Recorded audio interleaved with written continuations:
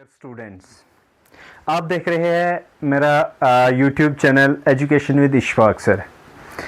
तो आज का हमारा टॉपिक जो है वो मीन पे रहेगा कि मीन को हम कैसे निकालें, और स्टैटिस्टिक्स में बड़ा इम्पोर्टेंट रहता है, ख़ासकर 11th में ही है, लेकिन 10th वाले बच्चे भी देख सकते हैं, उनके लिए भी बड़ा इम्पोर्टेंट होने वाला है। मैं आज आपको दिखाऊंगा डियर स्टूडेंट्स कि हम मीन कैसे निकालते हैं। ठीक है, तो जुड़े रहे। अगर नए हैं तो यूट्यूब को सब्सक्राइब करना ना भूलिए। तो जुड़े रहे, मैं आपको दिखाता हूं। तो चलिए डियर स्टूडेंट्स, ये हमारे पास जब हम डेटा, बच्चों ने अनग्रुपिड डेटा को जरूर पढ़ा होगा, लेकिन अनग्रुपिड डेटा से यहां पर हम जो है, जब हम 11th की बात करते हैं, जो पर measures of the central tendency, कि मेजर्स ऑफ सेंट्रल टेंडेंसी में सबसे पहला जो हमारा टॉपिक है वो हमारा मीन रहता है, और वो भी हमारा अनग्रुपिड डेटा नहीं बल्कि ग्रुप डेटा में हम कैसे, तो आज मैं आप लोगों को बताने जा रहा हूं। तो ग्रुपिड डेटा में सबसे पहले हमारे पास क्या होगा, एक क्लास इंटरवल दिया होगा, और दूसरा हमारे पास बेटा क्या होगा, फ्रीक्वेंसी जो है वो एग्जाम में गिवन होगी। लाइक हमारे पास ये मैं आप लोगों को दिखाऊंगा कि देखिए हमारे पास क्या है, क्लास इंटरवल है। पहला जो हमारा पॉइंट है वो क्लास इंटरवल है, लेकिन 40 से लेकर 44 तक है, फिर हमारे पास 35 से 39 है। इसी तरह हम जो है कैरी ऑन करते करते लास्ट हमारा जो क्लास इंटरवल है वो 0 से 4 तक है। इसके बाद जो फ्रीक्वेंसी हमारी है, जो हमारी फ्रीक्वेंसी है वो पहले वाले की है 0 से 4 से 44 से लेकर 44 तक जो है वो 1 है। उसके बाद 35 से 39 तक जो है बेटा वो 2 है। तो इसी तरह से जो लास्ट 0 से 4 तक है वो हमारी जो फ्रीक्वेंसी है वो 4 है। तो फ्रीक्वेंसी को हम टोटल नंबर ऑफ स्कोर्स भी कहते हैं, जिसे हम n के साथ डिनोट करते हैं। तो सबसे पहला जो है हमारा कि n जो नंबर ऑफ फ्रीक्वेंसीज का सम है वो कितना है हमारे पास, वो हमने करना है।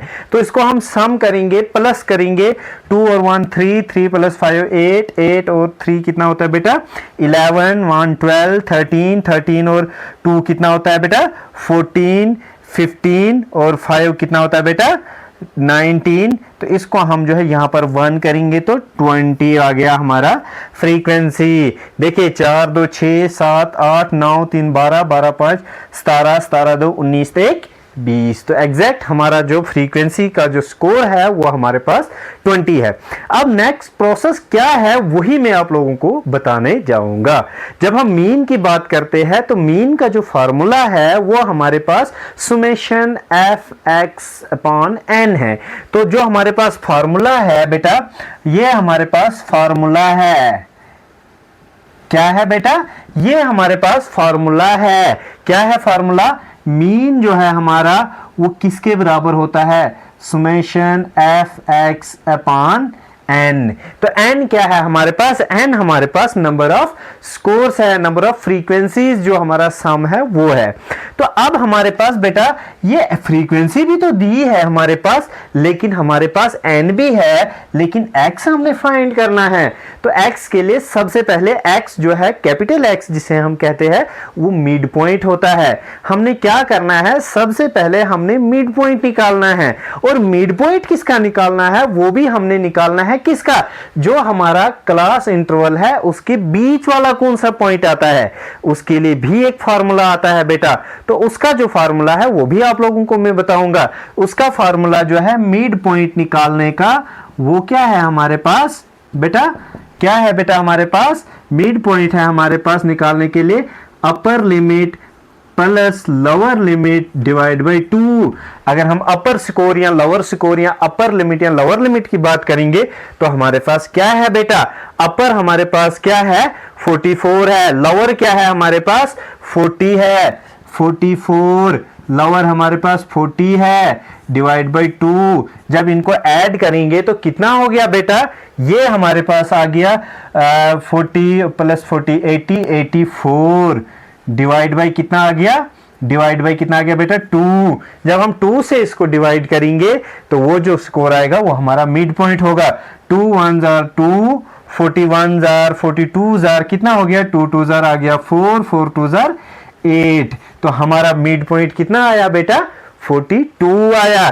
तो मिड पॉइंट को हम क्या लिखेंगे, MID, इसको हम किससे डिनोट करेंगे बेटा, x से। तो पहला हमारा जो मिड पॉइंट है वो क्या निकला हमारे पास, 42 निकला। उसके बाद जो सेकंड हमारा मिड पॉइंट है वो हमने कैसे निकालना है, सेम इसी तरह से जो हमने पहला प्रोसेस अपनाया बेटा। तो क्या है हमारे पास, अपर क्या है 39 है, अपर्स को upper class interval, plus lower क्या है हमारे पास, लोअर क्लास इंटरवल 35 है बेटा, डिवाइड बाय 2 करना है। तो कितना आ गया बेटा, ये 9 5 14, कैरी आ गया 1, 3 तो 3 कितना हो गया 6 प्लस 1 7/2 बेटा। तो कितना आ गया बेटा, 7/2 आ गया बेटा। 74/2 जब हम इसको 2 के साथ करेंगे बेटा तो 35,000 कितना हो गया 70, इट मींस 35,000 70। फिर हमारे पास कितना बचा बेटा, हमारे पास 4 बचा, तो हम और 2,4, 35 और 2 से जब हमने किया तो कितना आ गया 37 आ गया। 2 1 2, 37 2 कितना हो गया बेटा 74। तो नेक्स्ट हमारा जो है मिड पॉइंट बेटा वो क्या बना बेटा 37। उसके बाद हमें एक और ट्रिक जो है इसमें मालूम हो गई। वो कौन सी ट्रिक है कि कुछ लग रहा है इनमें से गैप कितने का है 5 का गैप है। जितना हमारा क्लास इंटरवल के बीच वाला गैप है उतना गैप यहां पर भी बन रहा है मिड पॉइंट में। तो इसलिए हमने क्या करना है 5 का गैप बनाते चला जाना है। देखिए इसमें हमारे पास 42 में से 5 गया 37 में से हम जो है 5 और माइनस करेंगे तो बेटा कितना आ गया 32 आ गया। 32 में से हम और 5 माइनस करें तो कितना आ गया बेटा 27 आ गया। 27 में से और हम 5 को माइनस करेंगे बेटा तो कितना हो गया 22 आ गया मिड पॉइंट हमारा। उसके बाद और माइनस हम 5 करेंगे 17 आ गया। उसके बाद और हम 5 माइनस करेंगे 12 आ गया और 12 में से 5 करेंगे तो बेटा 7 आ गया। तो ये हमारे मिड पॉइंट्स निकल गए। तो अगला प्रोसेस क्या रहेगा हमारा f of x। f of x means हमने क्या करना है बेटा हमने जो फ्रीक्वेंसी है उसको और मिड पॉइंट को मल्टीप्लाई करना है। बाकी कोई बड़ा काम नहीं है, बिल्कुल कोई टफ नहीं है। बस आपने ध्यान रखना है कि कौन सा पॉइंट कौन सा स्टेप कब लेना है। जो हमारा दूसरा स्टेप है बेटा वो क्या है कि f of x निकालना है। f हमारे पास फ्रीक्वेंसी है बेटा और x हमारे पास मिड पॉइंट है। तो इसका सॉल्यूशन निकालेंगे हम। f of x, f means frequency और x मींस मिड पॉइंट को हमने मल्टीप्लाई करना है तो वो जो आएगा वो हमारा fx कहलाता है। लाइक 42 मल्टीप्लाई बाय 1 करेंगे बेटा, f क्या है हमारे पास 1 और इसको मल्टीप्लाई करेंगे 42 से तो कितना आएगा fx 42। कोई भी इक्वेशन जब हम 1 से डिवाइड करेंगे तो वो हमारे पास वही इटसेल्फ इक्वेशन जो है वो वही रहेगी। 37 को हम 2 से मल्टीप्लाई करेंगे बेटा तो कितना हो गया 7 2 14, कैरी कितना आ गया बेटा 1, 3 2 6 प्लस 1 कितना हो गया 7। 37 मल्टीप्लाई बाय 2 कितना आ गया हमारे पास 74 आ गया। उसके बाद 32 को हम 5 से मल्टीप्लाई करेंगे। 5 2 कितना हो गया बेटा 10, कैरी कितना आ गया हमारे पास 1, 5 3 15 प्लस 1 कितना हो गया बेटा 16। फिर इसी तरह से हम जो है सारों को मल्टीप्लाई करते जाएंगे तो 7 3 कितना हो गया बेटा 21, कैरी कितना आ गया हमारे पास 2, 3 2 6, 6 प्लस 2 कितना हो गया बेटा 81 आ गया बेटा हमारे पास ये। 27 मल्टीप्लाई बाय 3, उसके बाद 22 मल्टीप्लाई बाय 1 करेंगे तो कितना आएगा 22 आएगा। 17 मल्टीप्लाई बाय 1 करेंगे तो 17 आएगा हमारे पास। 12 मल्टीप्लाई बाय 2 करेंगे 12 2 कितना होता है बेटा 24 होता है। उसके बाद बेटा हम क्या करेंगे 7 मल्टीप्लाई बाय 4, 7 4 कितना होता है 28 8 होता है। तो अब हमारे पास fx भी निकल गया। जो अगला प्रोसेस हमारा है, हमने इस वाली इक्वेशन को बेटा क्या करना है, सुमेशन करना है, मतलब सम करना है। जो हमारे पास फार्मूला बताता है मीन का, जो मीन का हमारे पास फार्मूला है बेटा वो क्या है, सुमेशन fx बटा n। अब हमारे पास ये वाला जो है, इस पूरे को हमने सुमेशन करना है fx को, तो इसको हमने क्या करना है बेटा, सम करना है। तो सम करेंगे मतलब टोटल करना है, ऐड करना है, जमा करना है। तो हम जब इसको जमा करेंगे बेटा, तो ये कितना हो गया, 4 2 6 7 7 2 9 9 और 4 कितना हो गया बेटा, 9 4 हो गया, 13 13 प्लस 7 हो गया 20 20 प्लस 8 28 आ गया, 2 आ गया बेटा कैरी, 4 2 6 6 7 13 13 6 19 19 2 कितना हो गया 21 21 से 22 22 8 30 30 2 32 32 2 34, कैरी कितना आ गया बेटा, 3 आ गया बेटा कैरी 3, और ये हमारे पास 1 है, 3 और 1 कितना हो गया बेटा 4। तो इट मींस हमारे पास सुमेशन f ऑफ x जो है वो कितना निकला बेटा, वो 448 निकला। अब जो हमारा प्रोसेस है, अब हमारे पास n भी निकला है और हमारे पास सुमेशन fx भी निकला है।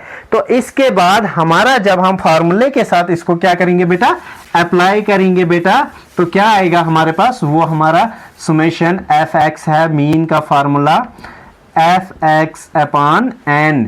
तो बेटा हमारे पास सुमेशन fx कितना है बेटा, कितना है 448, और n कितना है बेटा हमारे पास 20 है। तो इसके लिए हमने क्या करना है, हमने क्या करना है, मीन किसके बराबर है बेटा, अब mean is equal to summation fx बटा n। ठीक है बेटा, तो हमारे पास हम मीन को ले लेंगे, m इज इक्वल टू कितना आ गया, मीन हमारा सुमेशन fx कितना है बेटा हमारे पास 448 डिवाइड बाय n क्या है हमारे पास बेटा 20 है। तो अब हमने 20 से 448 को डिवाइड करना है। तो जो हम इसको डिवाइड करेंगे, तो अगर हम देखेंगे 4 2 जार कितना आ गया बेटा 20 20 20 जार कितना आ गया बेटा 20 20 जार अगर हम करेंगे तो 400 आ गया। इट मींस 20 को 20 से मल्टीप्लाई करेंगे, तो डिवाइड करेंगे अगर हम 400 इसको, तो बेटा कर ले। तो मैंने क्या कहा कि हमने इसको डिवाइड करना है।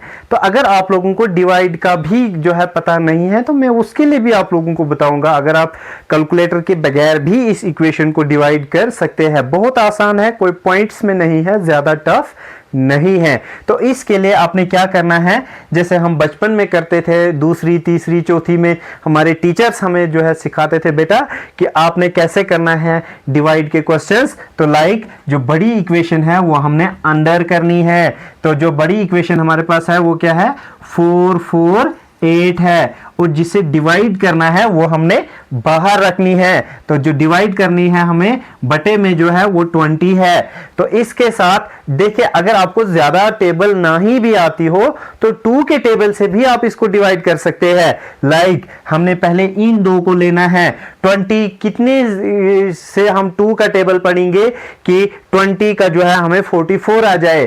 तो 21 जार 20 22 जार 40, तो 23 जार 60 ज्यादा हो जाता है, लेकिन हमारे पास 44 है। तो इसका मतलब बेटा 22 जार कितना हो गया 22 जार 40 हो गया, कितना हो गया 40। अब इसमें से हमने माइनस करना है इसको, तो हमने इसको एज इट इज 8 ले लिया बेटा। इसको 4 में से 0 4 में से 0 4 बचा, 4 में 4 0 बचा। अब हमारे पास 48 है, तो 20 से डिवाइड करना है। तो उसके लिए हमने क्या करना है, और हम 2 का टेबल पढ़ेंगे। 21 जार 20 22 जार कितना हो गया बेटा 40, 22 जार कितना हो गया और 40 हो गया बेटा। तो इसका मतलब हमने इसको फिर से माइनस करना है। जब हम इसको माइनस करेंगे तो 4 में से 8 निकला, 8 में से 0 निकला तो 8 बचा बेटा, 4 में से 4 0। तो अब हमारे पास 8 बचा, लेकिन यहां पर हम पॉइंट लगाएंगे और पॉइंट लगाने से यहां पर हम उसके बदले 0 लगाएंगे। ठीक है, अब हमने 20 से 80 को डिवाइड करना है, तो कितने 20 से हम टेबल पढ़ेंगे तो कितने 20 जार हो गया, 22 जार 40, 23 जार 60, 24 जार कितना हो गया बेटा 80, कितना हो गया 24 जार हो गया बेटा 80। तो अब हमारे पास क्या हुआ बेटा 0 रिमाइंडर आ गया। तो हमारे पास जो डिवाइडर है वो 20 था, रिमाइंडर 0 आ गया, और जो कोशेंट बचा वो हमारा यहां पर मीन है बेटा। तो इसको हमने जब 20 से डिवाइड किया बेटा तो हमारे पास मीन क्या निकला, मीन हमारे पास 22.4 निकला, जो हमारा आंसर है बेटा। तो कैसा लगा ये आप लोगों को क्वेश्चन? अगर कहीं कमी, कहीं समझ नहीं आई होगी तो आप कमेंट बॉक्स में जरूर क्वेश्चन पूछेंगे, ताकि मैं आप लोगों को दूसरे वीडियो में उस डाउट को क्लियर कर सकूं। शुक्रिया, थैंक यू।